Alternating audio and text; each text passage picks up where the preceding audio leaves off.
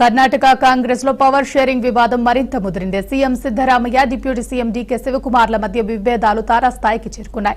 2023 ఎన్నికల తర్వాత అధిష్టానం హామీ ఇచ్చినట్లు చెరో 2.5 సీఎం పోస్టును పంచుకోవాల్సిందని డీకే శివకుమార్ వర్గం చెబుతోంది. మరోవైపు సిద్ధరామయ్యనే 5 ఏళ్ల పాటు సీఎంగా కొనసాగుతారని ఆయన సన్నిహితులు చెబుతున్నారు. ఈ నేపథ్యంలోనే ఈ పంచాయతీ కాంగ్రెస్ అధిష్టానం ముందు ఉంది.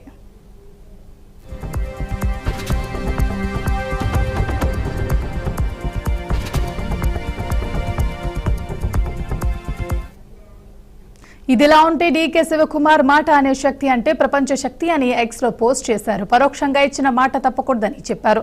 అయితే దీనికి కౌంటర్ గా సిద్ధరామయ్య సంచలన ట్వీట్ చేశారు. ఒక మాట ప్రపంచాన్ని ప్రజలకు ప్రయోజనంగా చేయకపోతే అది శక్తి కాదు అని కామెంట్ చేశారు. దీంతో ఇద్దరి మధ్య పరోక్షంగా మాటల యుద్ధం జరుగుతుందని స్పష్టమవుతుంది. ఇక్కడితో ఆగకుండా కర్ణాటక ప్రజలు ఇచ్చిన తీర్పు ఒక మూమెంట్ కాదు, ఇది 5 ఏళ్లు కొనసాగే బాధ్యత. నాతో సహా కాంగ్రెస్ పార్టీ కరుణ, స్థిరత్వం, ధైర్యంతో ప్రజల కోసం వాగ్దానం నడుస్తోంది.